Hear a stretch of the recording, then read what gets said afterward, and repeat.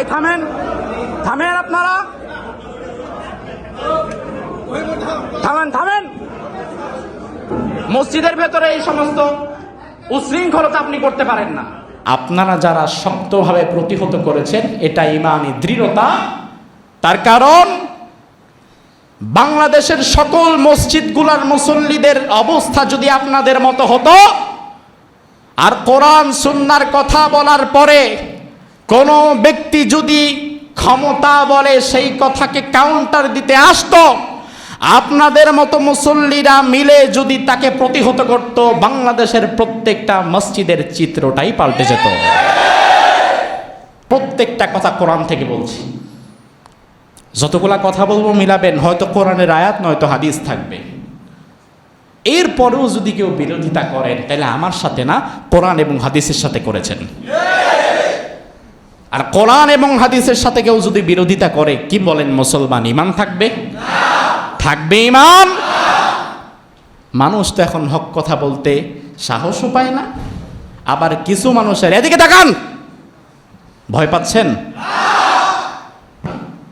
আবার কিছু মানুষের হক কথা শোনার মতো সাহস হয়, চুলকানি ওঠে। যেমন গত জুমায় যে আলোচনা আমি করেছিলাম 1 ঘন্টা যাবত কোরআন এবং হাদিস থেকে, আলোচনা কি খুব বেশি খারাপ হয়েছিল? ভুল ছিল? কোরআনের দলিল থেকে কথা বললাম। ইসলামের দিক নির্দেশনা কি ছিল কোটা সম্পর্কে, সেটা কথা বললাম। আরে বাবা, আমার দায়িত্ব তো শুধু বলে দেওয়া, বাকি না মানা এবং না মানা তো আপনার ব্যক্তিগত বিষয়। আমি তো আপনার ঘাট ধরে মানাতে বলছি না, আমার দায়িত্ব তো প্রচার করা। কিন্তু আমার এই কথা শেষ হওয়া মাত্রই পেছন দিক থেকে একজন দাঁড়িয়ে গিয়েছিল, সে কাউন্টার দিল, হুজুর আমি অমুক, আমি তমুক, এই সেই। আমি তাকে বললাম আপনি বসেন, কোনো কথা থাকলে জুমার পরে আমার সাথে পার্সোনালি বলেন। মুসল্লিরা এখন নামাজের জন্য দাঁড়াচ্ছে, এখন তো এইভাবে আওয়াজ করা বেয়াদবি। তিনি আমার কথা না শুনে বকবক করে গেলেন। এরপরে আপনারা তার একটা ব্যবস্থা করলেন। এখন কি ব্যবস্থা করলেন সেটা আর বললাম না, আপনারা আপনাদের মধ্যে থেকে একটা ব্যবস্থা করেছেন। হ্যাঁ, এটা ঈমানি দৃঢ়তা। আপনারা যারা শক্তভাবে প্রতিহত করেছেন, এটা ঈমানি দৃঢ়তা। তার কারণ বাংলাদেশের সকল মসজিদগুলোর মুসল্লিদের অবস্থা যদি আপনাদের মতো হতো, আর কোরআন সুন্নাহর কথা বলার পরে কোনো ব্যক্তি যদি ক্ষমতা বলে সেই কথাকে কাউন্টার দিতে আসতো, আপনাদের মতো মুসল্লিরা মিলে যদি তাকে প্রতিহত করত, বাংলাদেশের প্রত্যেকটা মসজিদের চিত্রটাই পাল্টে যেত। পাগলামি করবেন না, পাগলামির জায়গা মসজিদ না। ছাগলামি করবেন না, ছাগলামির জায়গা মসজিদ না। এখানে আসার পরে আপনি কে আমি কে কোনো পরিচয় নাই, আপনিও আল্লাহর গোলাম, আমিও আল্লাহর গোলাম।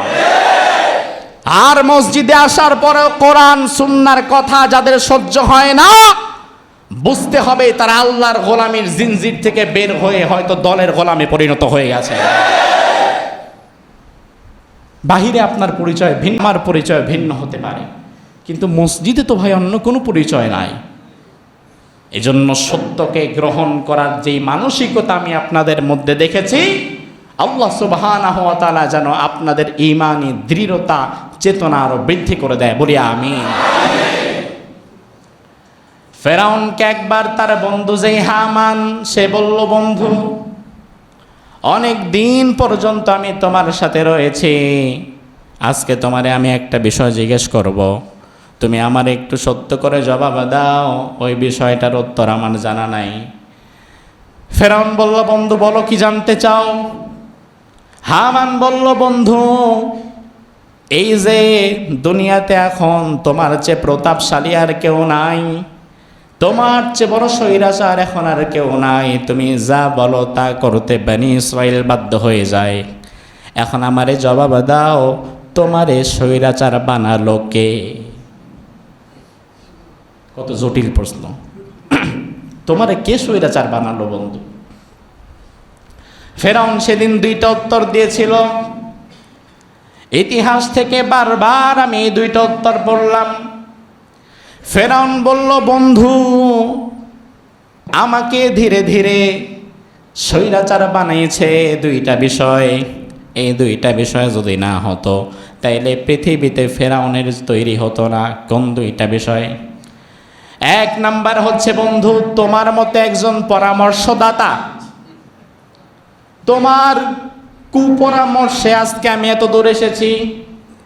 আজকের যুগেও যারা পৃথিবীর নানান প্রান্তে জুলুম করে তাদেরকে জালিম বানাবার জন্য সবার আগে দেয় তার আশেপাশের মানুষগুলা। এরা এর কুপরামর্শ দেয়, মাইরা ফালান, কি হবে ফালায় দেন, আর কেউ জানবে না, দেন ফালায়া।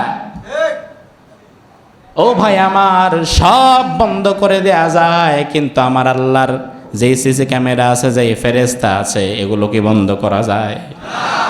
তাইলে তুমি কারে ফাঁকি দিচ্ছ বন্ধু? বরং তুমি কাউরে ধোকা দিতে না পারছো, বরং তুমি নিজেরই নিজে ধোকা দিচ্ছ।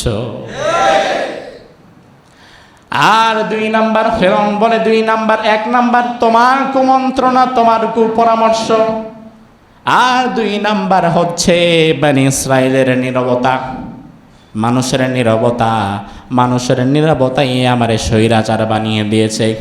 বর্তমান পৃথিবীতে যারা জুলুম করে, যারা স্বৈরাচার হয়, তাদেরকে দোষ দিয়া লাভ নাই। আমাদের মতো ভালো মানুষগুলোর নীরবতার কারণেই তারা স্বৈরাচার হয়ে যায়।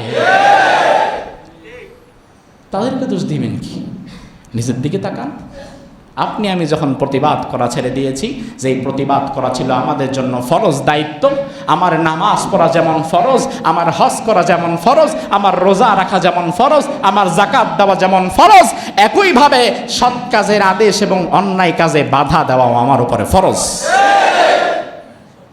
এই ফরজ দায়িত্ব তো আপনি ছেড়ে দিয়েছেন। আপনি ঢুকে গিয়েছেন মসজিদের ভেতরে, আপনি ঢুকে গিয়েছেন ঘরের ভেতরে, সেফ জোনে, যেন অন্তত আমার কিছু না হয়।